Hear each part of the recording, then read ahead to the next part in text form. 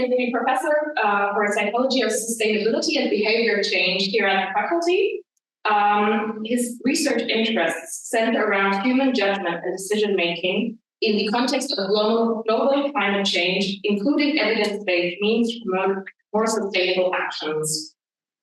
Also, big thanks for coming in very spontaneously, because our original moderator, Silke Belanga,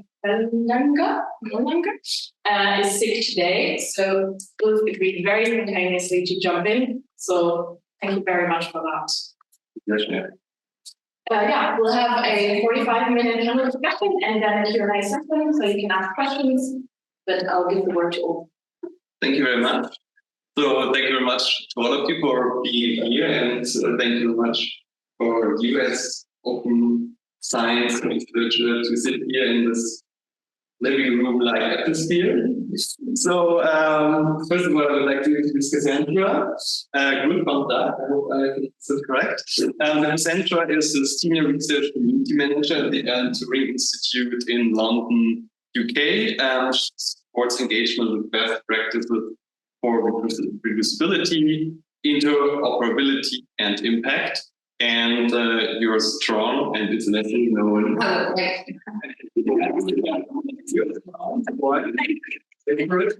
Internationally known. Thank you very much, Cassandra, for being here.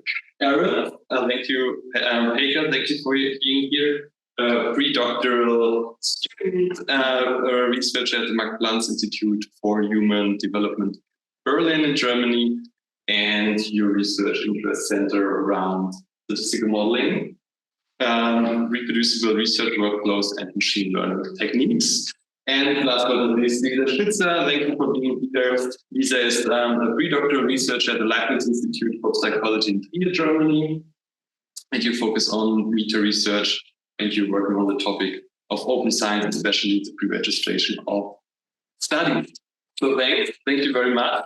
And so I have a collection of questions that we just assembled together also from the community.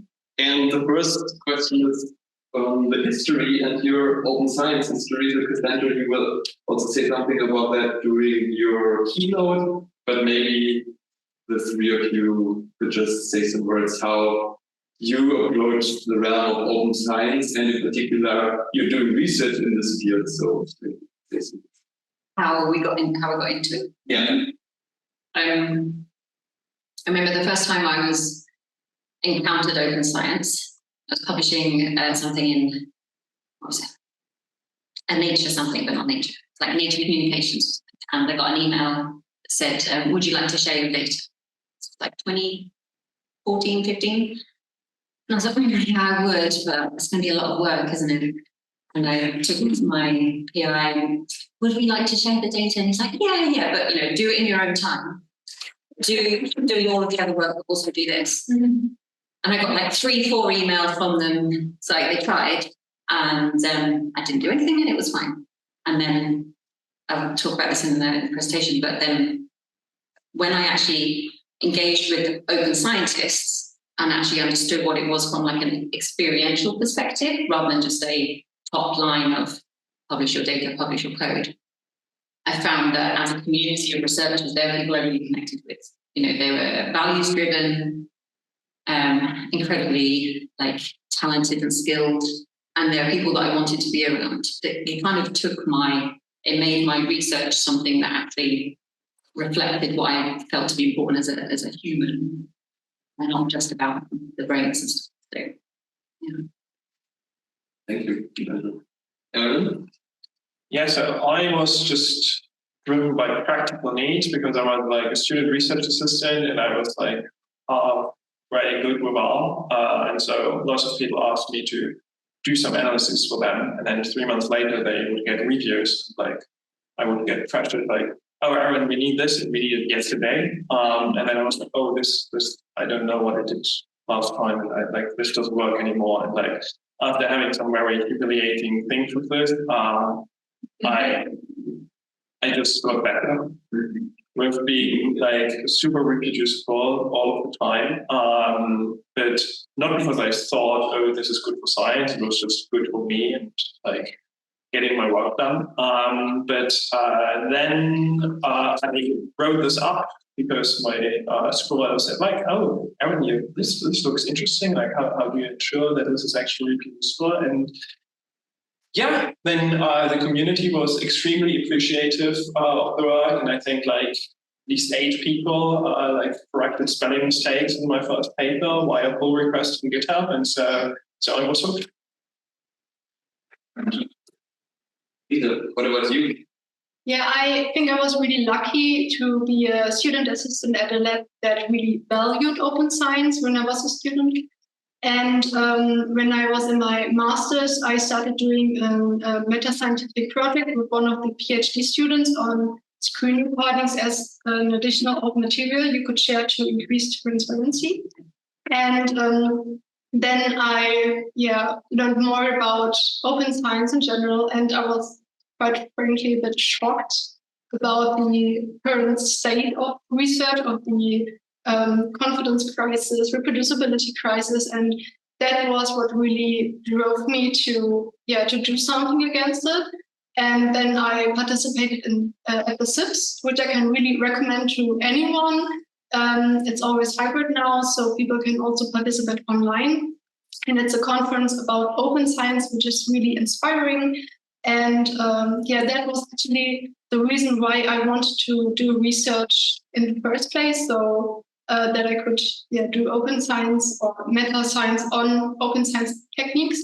And I was really lucky to get a position at the ZBIT, which is an open science institute in Germany. And now I'm really lucky to do research on pre-registration and reproducibility of our tracking. Thank you very much. Yeah. So open science applies many aspects, right? So talk about open data, pre-registration. I think you get a workshop on that, but also open access. Which brings many opportunities, right? But also challenges and maybe some obstacles. So what would you say are the main challenges and obstacles? I think opportunities, we have a lot, and we also will talk about this later. But why are not everybody's doing open science yet at this moment? Or maybe you could do a small survey, like who's already publishing every data, scripts, code? Everyone. We did this already at least once. Who's already publishing code and data? Who knows someone who did this? Okay. Who knows what open science is? Okay. But that's more or less a technical. Yeah. What's about open access. Open science in general is where do we stand at the moment? So, what are like the challenges that are coming up? What are maybe obstacles to people at the moment? Or they're not like promoting this at the moment? I think it's really interesting, like your reflection that once you know about the problem, you're like, oh, of course, this is something that we should be doing. But there are a lot of people that have had success in their academic careers without having to practice these things. So there's the potential for opposition is pretty strong. So if you get some groups that are really invested in it and then the process for other groups where they can be really resistant, you're fighting both behavior change, but also kind of structural hierarchies and power dynamics and all kinds of messy political things. So where you think, oh, the simple solution is to pre-register, or the simple solution is to release your code on an MIT license, that is also met with a lot of structural issues that I don't think should be the responsibility of ECRs to address. But I think one of the ways around it is, one of my preferred practices is do it now and ask for forgiveness rather than permission. So just like do what you can, slowly sneak it in. And once those PIs and people kind of realize what the value is for them, it like says your open science, your own kind of, you're the person that's going to benefit from it really quickly, because who can remember what they did before the reviews came in and things. So once you show them the actual utility in it, and PIs understand that, then that's your way in. So unless they see that it actually benefits them in some way, it can be really hard to fight against it. And those aren't going away. Those things have been there since day zero of replication crisis. But the more, like as a generational situation, the more we invest in folks in this level, you will then become the PIs of the next generation, and hopefully it should move the flow. Yeah. Essential. I think that there's some opportunity at the different speeds that different field and career levels are moving in, because for fields where it's not as common, it's now very easy to copy some of the best practices. And I also think that sometimes these changes are, first they feel like they don't happen at all, and then they happen all at once. And also the history of science always shows that science is a highly evolving effort. For example, I loved a blog post about peer review, the history of peer review. And there was like this tidbit that Albert Einstein was once peer reviewed in his life, and he was so shocked and affronted that he retracted the paper because he didn't think like peer review would be something valuable. And I mean, that's not that long ago, right? So even things that we now accept as the absolute standard in research haven't been the standard for 7 years ago. So yeah, I think there's a lot of things changing, and hopefully it'll be better. Thank you. Yeah, I totally agree. And I also think another current obstacle is just the lack of knowledge, because open science is still not an integral part of the curriculum. And we also did a study on like obstacles and motivations of pre-registration in like specifically, but I think that can also be applied to other open science techniques, and insecurity on how to do it and lack of knowledge was the main reason against it, or the reason that people indicated why they don't do it. And so I think like addressing that might be difficult, for example, to get it into university, but right now we can do stuff like today, doing a conference about it, getting people into contact with the concept and just let them trying out new things, so that I think it's a big topic. You can do a lot of different open science practices, and it's overwhelming, and just get people to start on something that makes it easier and decreases the insecurity.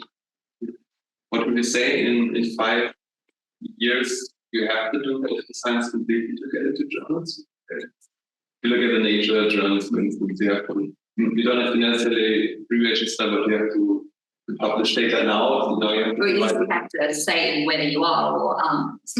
Yeah, but it's increasingly difficult. So what's your? I'm cautious of a situation where it becomes mandatory, because then people start gaming it, right? It's Goodhart's law, right? Any goal becomes something that can be gained, and then people doing things in a kind of disingenuous way without like really intrinsically understanding why they're doing things. It's not necessarily a bad thing, Published data is better than no data.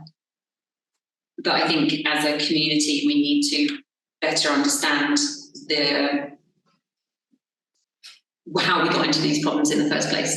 And I think that is around academic incentive structures. So what we don't want to do is replace one incentive of high impact journal with another incentive of published data code pre-registration, just like this box ticking exercises.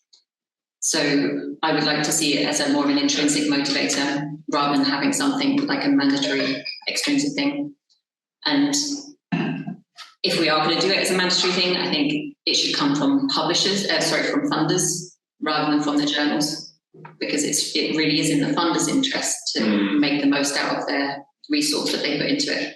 Whereas the journal is like, what does Nature actually care if you do or don't publish your data? Like, what difference does it make to them? But for the funders, it's really part of their kind of, it's in their interest to do it properly.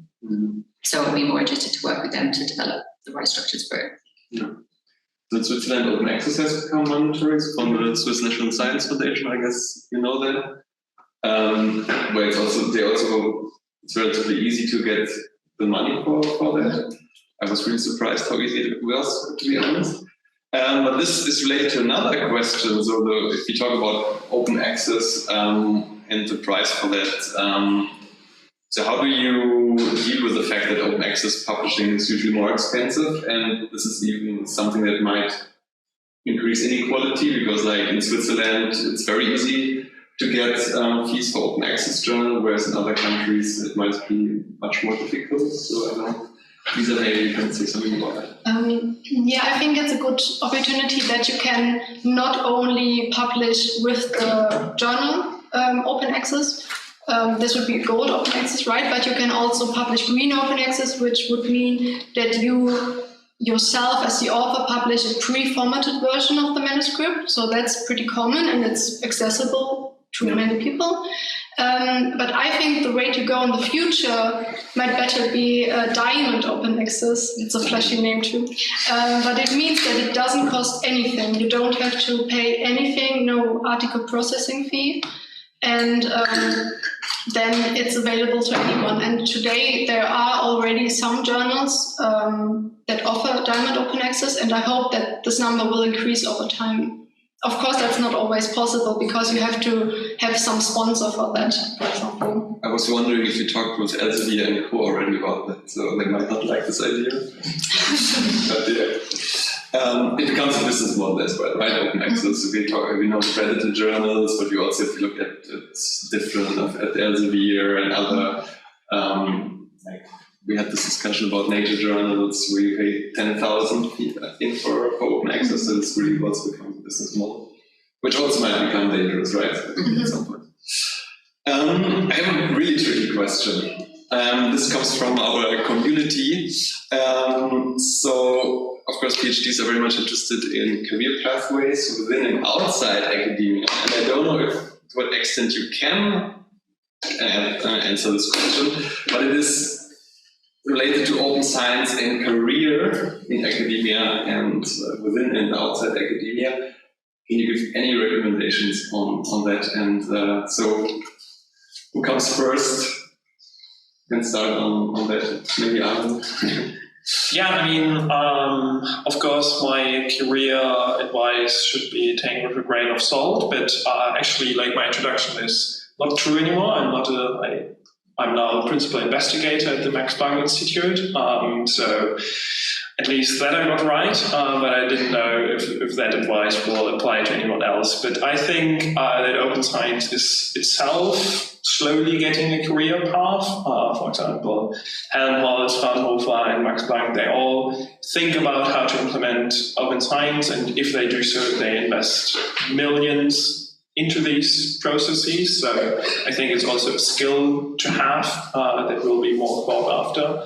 And I'm also a statistician, so I have worked in industry before, and it's also very well paid, much better than academia. So learning how to code, how to deal with data is, I think, increasingly sellable skill, where the main challenge is probably to explain to industry partners on how you can translate your open science research experience into products or services that they might be interested in. In your case, apparently has been very successful, so congratulations for the new position. Thanks. Anyone who wants to add on that? I think also, I can also recommend, like, doing meta research is pretty cool.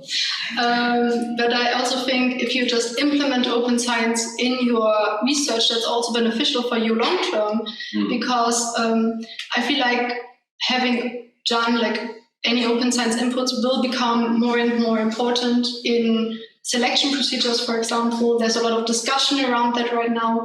And I would recommend for people, for example, to have an open science section in your CV where you can just list all your pre-registrations, all your open data sets, or maybe in your interview ask about, if they don't ask you, ask them about what are you using, what open science techniques, and that can also, I think, be a good point, speaking for you.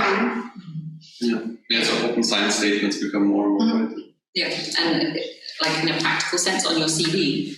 You get to, like, papers can take years to come out, right? So the first like easy one is to have a what's it called when you put it on like bioarchive? Preprint. Right, so put your preprint on there, and that's open science, right? That counts under the umbrella. So having a preprint is something extra on your CV that actually evidences like that you've got paper in preparation. And then, like I said, having your data and your code, you stand out as someone who can put their hand up and say, these are the things that I can produce, whereas otherwise people have to take it on, on face value. And it definitely is the skills that you don't have to have, but the skills that are beneficial for open science are incredibly transferable. Programming, data management, data wrangling, even especially things like PPI, participant and patient involvement and stuff, which sort of falls into it. These are all things that are increasingly going to set you apart from other PhD students and postdocs, because the mandated bit is coming in, and people are recognizing that they need to bring those skills in the team. So it's going to make you like more employable. And when you compare like academia to industry, going back to the thing of incentive structures, industry want a robust product. Like they want to know that they can give this pill to the same number of people and that it should work, right? Because that's they're driven by, is this something that we can sell? So if you come to industry without having those skills of record keeping and documentation and things, then you're not going to be able to fulfill that role of demonstrating a robust product. So it's also going to be valuable for you if you step into industry to be able to know how to document your processes and demonstrate. May I add one more thing? I think one of the greatest things about the open science community is really collaboration. So that like random people are reaching out and like try to improve your stuff, and then you're starting to collaborate on things. And I think that is like a highly transferable skill that is in a more traditional research sense wouldn't be developed as much. And that I hope companies also value. Wow. This is like, you're all saying the things that we've been talking about for years, and you're saying that like it's like totally normal, and it's people lovely. Thank you.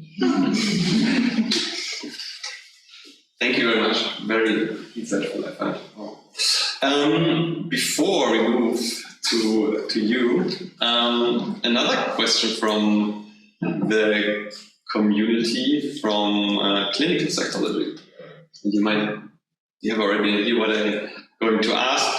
And this is what PhD students in clinical psychology said, that like one of the main barriers is that they have patient data that has to be anonymized, and this often stands in conflict with open data. So do you have any advice here? Maybe also if they like talk with their PIs, right? And this might be like an argument that they might use because they also don't want to publish data.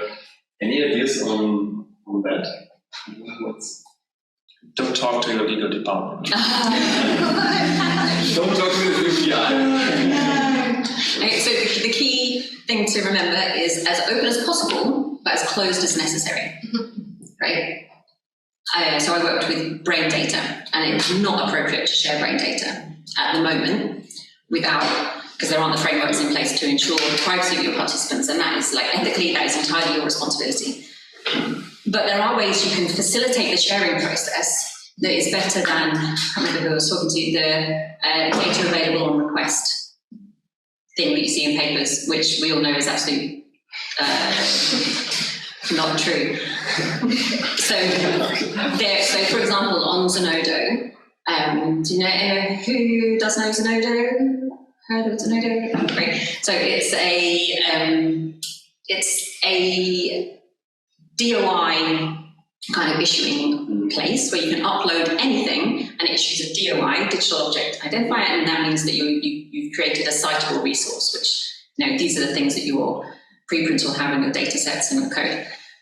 When you upload it to Zenodo, that's like your advertising platform, but then you can also put steps in place to restrict access to it. You can set like access criteria, you can set embargoes, You can basically do whatever you want to ensure that the people using the data are doing it responsibly. You can even ask them to provide like a plan for how they use it, and you can state that anyone that uses your data has to enter into a collaboration agreement and they have to cite you and things. So all of these things that PIs might want to do, you can still do that, but you just do it in the open and you do it in a consistent way, and the actual transfer of data is facilitated as well.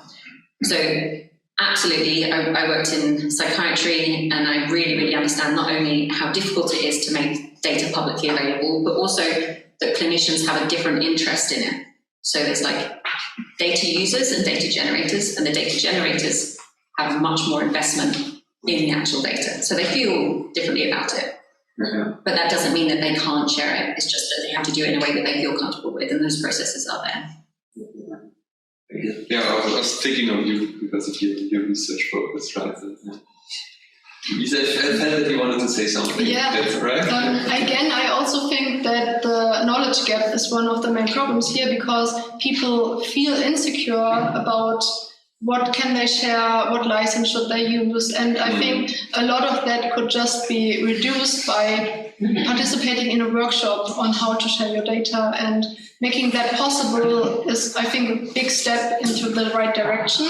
And then just presenting the options, because a lot of people don't know that Zenodo offers these options, for example. And I think, yeah, that could also be a good step ahead. I also think that actually this more common practice of sharing data might be more protective for sensitive data, because I've seen horribly sensitive data lying open around the labs, basically on shared file services. And now that we are thinking about sharing it more publicly, people also think about how to actually keep it safe, because just because it's only on your file server at the university doesn't mean it's a proper place to store. Thank you. But also, I found one interesting aspect that you mentioned is this protecting of data. So I was editor and for a journal where you had to publish the data, and then there was like a great team that wanted to participate within this longitudinal data, and they're like, yeah, we don't want to publish it because we will make 3 to 4 papers out of it, and usually if you get one paper, that's already good, but then this idea that for the next 10 years this will be like a publication machine, and that you cannot make it publish because then other researchers will steal it. I think that's also a myth, or like a barrier to publish data. So that is my experience.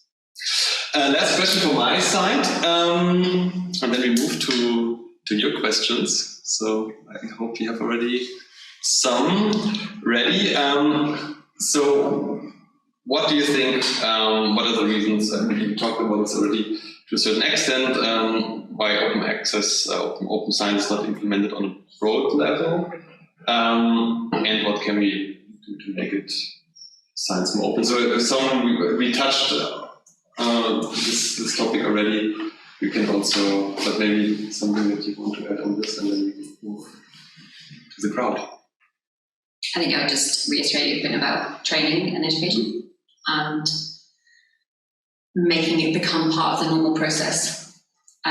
So again, I was having this conversation with someone on dating, which was academic dating. Like, I used to teach statistics, and the statistics that I taught was not the statistics that I was encouraged to use as a postdoc. And I remember I can remember a conversation where I was like, yeah, you're in the real world now.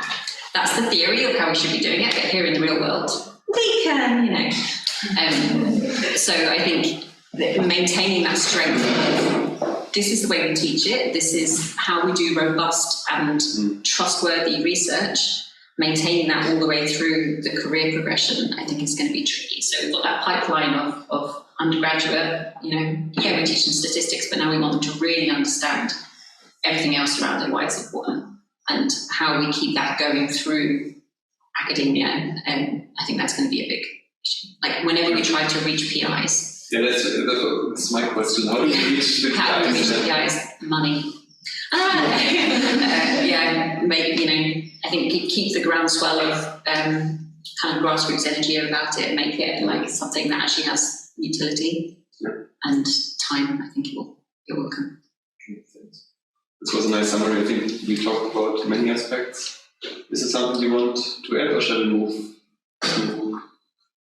I want to add one more thing. I think we can have a lot better tooling than we right now have. I mean, using Git and Docker and Make, everyone who visit my workshop, these are like tools for software engineers, and they're not meant for researchers. We are still using them. I still think they're great, but they're only great because they're best we got. It's not that they couldn't be better and more usable. And I really think that there can be like a whole of productivity. At the moment, many open science practices are just a little bit cumbersome. So you have to like actually like invest a lot. Like if you want to do pre-registration with a journal that doesn't know how to deal with it, it's just awkward and cumbersome. And like getting into a place where it's just easier to pre-register than not pre-register, because like you have to fill out the right form in the journal. I think that is a process that is slowly happening. And then the training can be overstated. Like training is everything, because I often hear like, oh, Markdown is so complicated, I use Word, and then I actually looked up how many buttons Word has. And it has about 50% more buttons than the current Boeing 747. So it's like, yeah, we have invested a lot of training into the wrong kind of how to game the system, how to use Word, how to like p-hack. We have trained a lot of people in that. Maybe we spend the same time in the better stuff. Maybe if I can add another point, I think that's an ongoing discussion. We need to change the incentive structure in academia too, because it is a lot of work, or I would argue it's not that much work when you learn more about it, but it might be difficult to do the first step. And I think things like registered reports are really rewarding. So if you don't know it, you submit your introduction and method section to a journal, and then that gets reviewed, and then you get the insurance that the study that you do afterwards will be published regardless of the results. And I think inventions like this really help with the whole system, because then it's really attractive too. And I think we need more of that and more people using these formats, for example. Completely agree, yeah. Okay, now it's your turn. Your questions. Zach. So I thank you so much for the discussion. It's really interesting, and I agree with all of it. And I was wondering, I recently kind of embarrassingly lately became aware of how messed up the publishing system is. It feels a bit weird that there's actually a for-profit layer between us between academics who want to publish and read the papers, and also the general public who want to read the papers. And it also feels very difficult to break out of this, because many of us feel like this pressure, especially as early stage researchers, to publish in high-impact journals and have good careers. And the later stage, I guess, there's this sort of like self-selection where if you made it to being a professor, like maybe you're just happy with the system at this point. And so at what stage do we actually intervene to try and make a change? I've started to see some cool alternatives out there already. I haven't looked into it that much, but I was wondering, like, do you think that this system will change quickly? The common answer I get when I ask this is that it's changing already, you just gotta wait. Can we make it happen faster? What can we do about it? I think it always takes some time to change like a system that grew organically. And then just to have the awareness that you need to change things. I think at the same time it feels slow and fast, because we just started talking about a lot of these things in like 2012, and now a lot of open science techniques are already really common. I think it will get only better over time with, for example, the new generation getting into the professor positions, for example. But there are also really like a lot of really cool new approaches right now, and I think that they might also play a really important role, like PCI. I don't know if you knew about that, but they take some of the power away from the journals and give it back to the research community, because it's like a website where you can upload preprints and register reports, and then there's another researcher that's doing who's doing the editorial process. And then they search for reviewers, and everything is within the research community.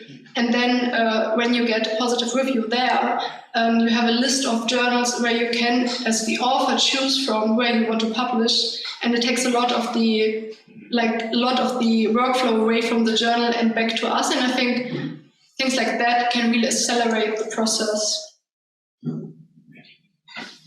Yeah, actually, I think like the open access thing is probably one of the biggest downside. Like for me, like the most I get a little bit icky in the open science community, because I mean there are not only two businesses that have a higher profit margin than Apple, and the ones are illegal drug cartels and scientific publishers.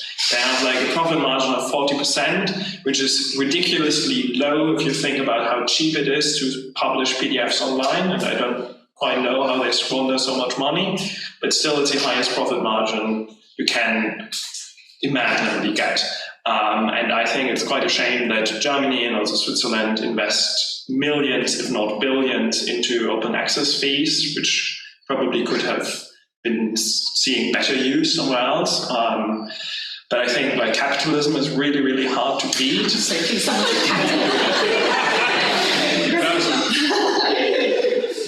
Yeah, sorry, but yeah, like they have great lobby. They have like absolutely stunning lobby to get this done.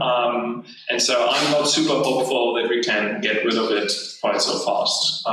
But most of my papers, at least, are not published in journals. Well, I publish them at some point somewhere, but most of the discussion and valuable input comes at the preprint stage. So that's helpful at least. Yeah, it's just to sort of, in a practical way, add on that is, I know some people that are like super principled and feel comfortable and safe enough to say, I will not publish in Elsevier or a Nature Group journal. And if that's something that you can stand behind and you don't mind what that means for your career or your relationships with your department, because I don't know, we have in the UK, we have this thing called REF, where all institutions are like ranked by the journal outputs. And like if you're the person that's saying, no, I'm not going to publish in this high impact journal, then some people might not look kindly upon that. But that's a route you can take if that's what you want to do, and like awesome. Then the other thing I've seen is, do folks know neuroimage? Yeah. So the editorial team at neuroimage, who some of them are at Oxford, so I sort of saw this happening, got, like, they were having background talks with, I don't even know, I'm going to say it's Elsevier, insert horrible capitalist publishing system name, let's assume it's Elsevier. They were trying to get the APCs brought down or develop ways for other people to access it, and Elsevier wouldn't budge. So as a team, they self-organized, and this is where the grassroots stuff is, and then they've created their own journal, and they brought the entire editorial team, and they've got enough clout behind them as like important neuroscientists that people will now go to them and try and publish. So the other sort of time we've seen this happen is with OHBM have developed a journal called Aperture. So there's the idea that taking it back into the community, so the society or whatever develops the journal. But Aperture didn't have the kind of credentials of the editorial team at Neuroimage. So if it's an easy swap for people and you say, oh, I was going to publish in Neuroimage, now I can publish in this other place, which is more ethical in a way, then that's an easier transition for people. So there's all kinds of problems with peer review and publishing and free labor and all kinds of, like, again, nastiness and power structures. But I think you're absolutely right. It's about bringing it back to the people that are most impacted by it. And there needs to be infrastructure for you to do that. Like your university should be supporting you setting up journals, and they should be helping you distribute and advertise, and because it's good for them to get the science out in some way or another. Yeah, may I ask, regarding this new language transition, does it actually work? Do the people really transfer it, or do they apply to other journals? I think it's new, right? So it only happened like happened just after I left Oxford, so like sort of springtime. So I'm not with the team anymore, so I don't see it, but I think that it will be a relatively easy switch. Yeah, because we did it actually. We applied to neuroimage and we heard about it. Oh, great! Well, there you go. Yeah. But so I was wondering, do other people do it as well, or is it then, are they too afraid actually that that it's not good enough, that it's going to be low impact, and they prefer to publish in another paper, right? Some people will. Some people definitely will. Some groups will. Mm-hmm. I mean, it's kind of signifying that no one has said the name of the new journal, because I forgot it. Yeah, I was going to look it up. I thought that would be so impressive. I'll look it up. It's called like Neuroimage Light or something. I don't know. I know that I can look it up. Yeah. But do you know? No, I should know. I mean, you submitted it. It's some time ago. I mean, Did you? Oh, come on. You have too many publications apparently. Other questions for me now. Your moment. I mean, you see it, so you've. Thank you very much for the nice discussion. My question is regarding evaluation of the open science. In my opinion, one of the biggest issues with the open science is evaluation. The codes are publishing, for example, OSF are not reviewed by the reviewers. Sometimes data are not reviewed by the reviewers, and I think we should think about how we can evaluate the materials that are published. And for example, in GitHub, we have something for evaluating, for example, stars who somehow can work as an evaluator, but I don't know how we can implement it in our society. So I have a dream. I have a few dreams. This one in particular is because this question comes up a lot when I was again at Oxford trying to think about how we develop trust in it for the PIs and for the people that don't already trust the system, or they're not. And what I would like to see is your open outputs tracked in a way that you can kind of infer that the more reuse there is of an output, what do they call the paper name? A research object, the more reuse there is, the better the quality is, or the more attractive people are to it. So, like, for example, data on OSF, you can have just like a very light touch, like maybe usable for one person type of data set, or you can have something that people have invested a lot of time into making it accessible, making it like open to contribution, and that requires more work. So I'd like to think that something that is reused more widely is more trusted. And that for me would be a good kind of signifier. But that's going to be really slow, right? Because you might get some data sets that are just like take ages to proliferate into the system, and then all of a sudden they blossom. So I don't know how, like as a career kind of marker, how we're going to feed that into our. But that for me is why we share things. We share it because we want people to use it. So are people using it or not? If they're not using it, then that's not a good sharing of something.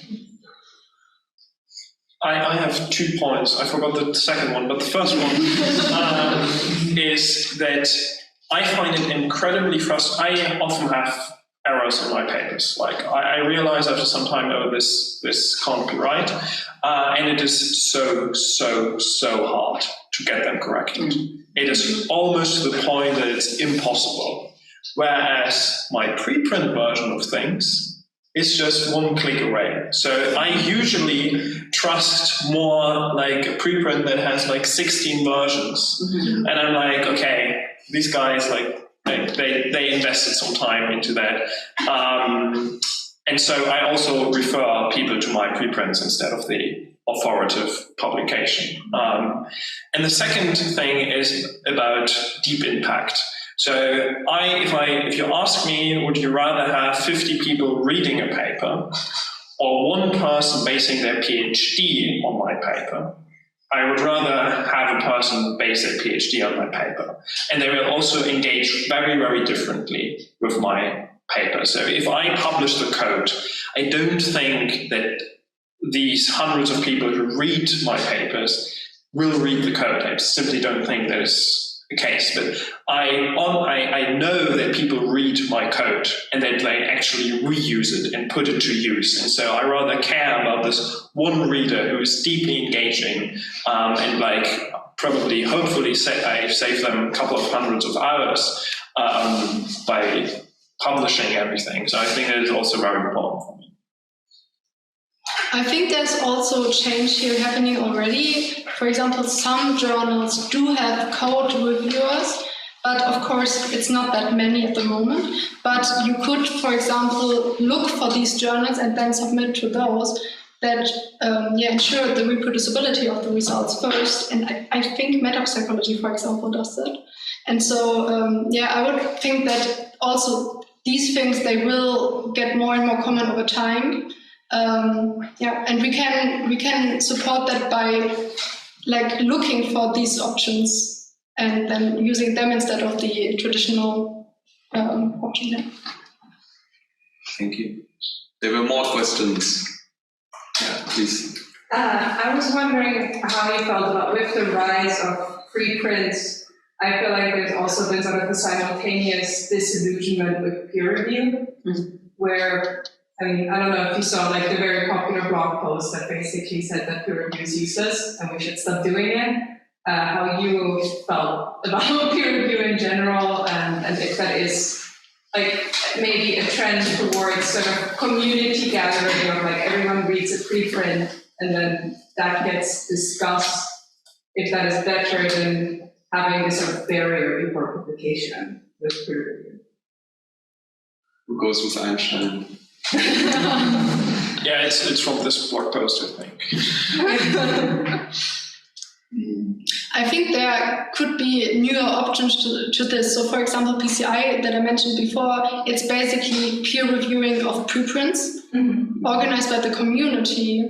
And here also the reviewers are invited, but you can also, there's a page that lists new preprints that are in need of a review, and you can just not apply, but you can say, oh, I want to review it. And I think that would also be a good opportunity to just have more of this interactive, or here's my preprint and here are all the reviewers that read this preprint and wanted to say something about this. I think that is currently underused, but it is more and more used through things like PCI. I want to apologize as you're an editor. I hate peer review. I hate doing it. It's like a ton of unattributed and unrewarded labour. And we do it on the hope that other people will do it for us also. So it's like a kind of an implicit contract. And I don't think it's fair. I don't think it's rewarded. Like, I'm sure they could give us a bit of money. I don't think it's appropriately kind of taken into our kind of workflows as part of our responsibilities. Like, is it actually, the time taken into it? Like, you do a really good peer review and it counts the same as a really rubbish peer review.